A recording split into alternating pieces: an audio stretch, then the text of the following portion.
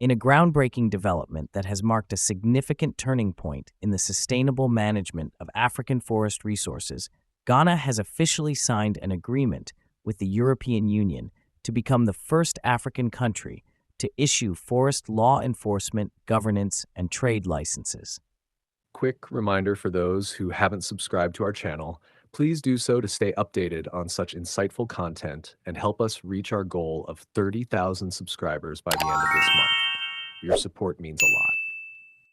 This historic milestone, which will come into full effect on June 30th, 2025, heralds a new era for Ghana's timber industry and its engagement with European markets. The road to this landmark achievement has been long and complex, woven with threads of resilience, collaboration, and an unwavering commitment to sustainable forestry practices. The story begins over 15 years ago, when Ghana embarked on an ambitious journey towards aligning its forest management practices with international standards. This endeavor was not just a bureaucratic aspiration. It was a deeply rooted response to the pressing need for environmental stewardship and sustainable economic growth. At a time when global attention was increasingly turning towards climate change and deforestation, Ghana recognized that its rich and diverse forest resources, if managed properly, could serve as a foundation for long-term prosperity and ecological balance. This vision led to the Voluntary Partnership Agreement, VPA, with the European Union, a pact that set the stage for the implementation of the FLEGT licensing scheme. The formalization of this agreement at the 12th session of the Ghana-European Union Joint Monitoring Review Mechanism of the Voluntary Partnership Agreement, held on November 6, 2024, in Accra, was the culmination of years of intensive work and tireless engagement with various stakeholders. This session was more than just a meeting.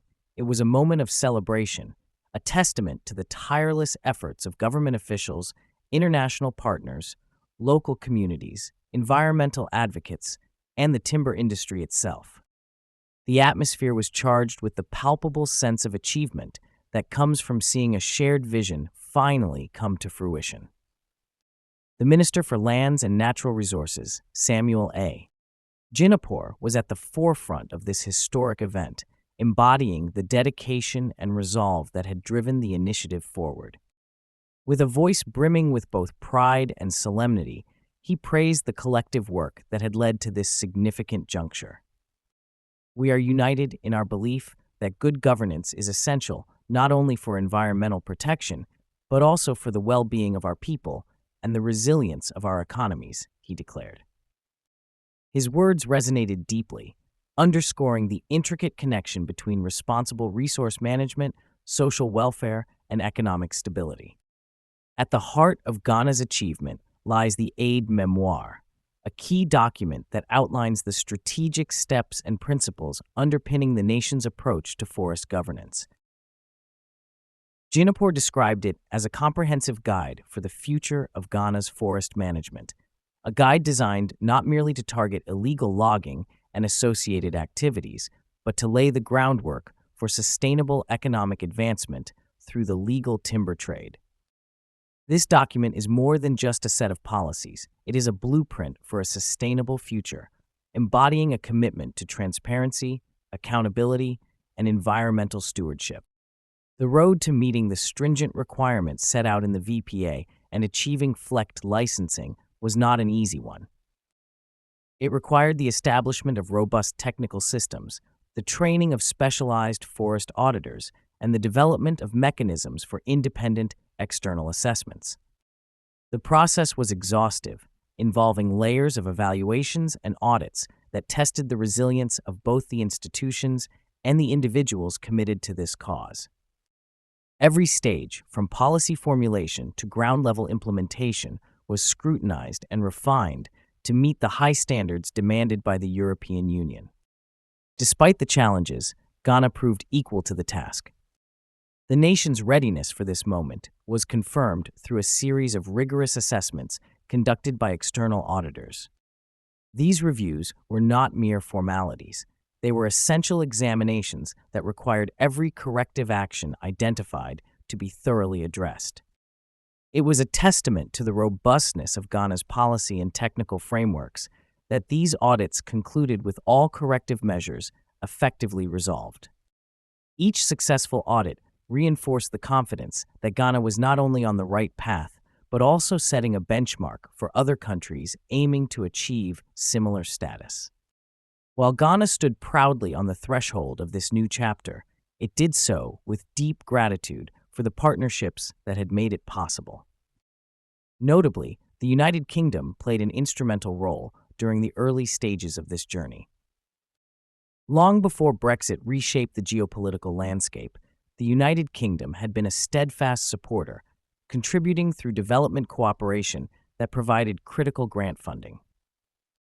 This funding was vital in building the technical capacities needed to develop Ghana's FLEGT systems and in training forest auditors who would uphold the integrity of the initiative. European Union Ambassador to Ghana, Urchad Razali, also shared his reflections during the signing ceremony. With the keen insight of someone who had witnessed the painstaking journey unfold, Ambassador Razali praised Ghana's dedication and fortitude.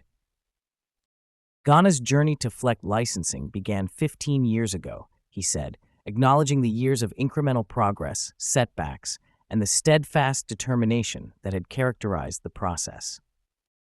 This new status not only reflects Ghana's commitment to sustainable timber practices, but also strengthens investor confidence in the governance of the country's timber resources. His words captured the essence of what the achievement meant, not just a regulatory milestone, but a signal to the world that Ghana's timber industry was now operating under some of the most stringent sustainability standards. Indeed, the significance of this agreement extends far beyond Ghana's borders.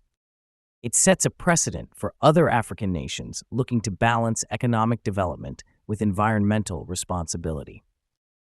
By becoming the first African country to issue FLEGT licenses, Ghana has positioned itself as a model for sustainable forestry practices on the continent. The implications are profound. Legal timber trade under the FLEGT system means that Ghana can now offer its products to European markets with a seal of credibility, affirming that these resources are sourced from forests managed sustainably and legally. This credibility is not just an abstract concept. It translates directly into enhanced trust and potential investment opportunities in Ghana's timber sector. The benefits of this status are manifold. For local communities whose livelihoods are intricately tied to the forest, this agreement offers a measure of economic stability and predictability. With clear regulations in place, communities can participate in the timber trade, knowing that their activities are sanctioned and sustainable. For environmental advocates, the FLEGT licensing scheme is a victory for conservation, representing a structured approach to combating illegal logging and its associated environmental impacts.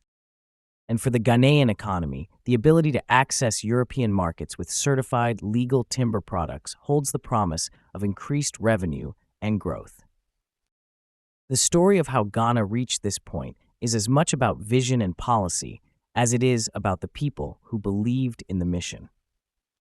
The policymakers who drafted the frameworks, the forest auditors who toiled to ensure compliance, the communities who adapted to new regulations, all played a role in weaving this narrative. The support from international partners like the United Kingdom and the European Union amplified these efforts, providing the resources and expertise needed to elevate Ghana's forestry management to world-class standards. As Ghana looks to June 30th, 2025, the date when FLEGT licensing will officially come into effect, the nation does so with a sense of pride and readiness. This achievement is more than a line on a calendar. It is the culmination of a collective effort that demonstrates what can be accomplished when a country prioritizes sustainable development and international cooperation. It is a story of resilience, a testament to what is possible when determination meets opportunity. If today is your first time watching this channel or you are returning to this channel for the exciting content, please subscribe to the channel for more educative and developmental projects across Ghana and Africa as a whole. Do you want to know about the state of a project in Africa? Then make sure to like and comment the name of the project you would like us to talk about and its current state.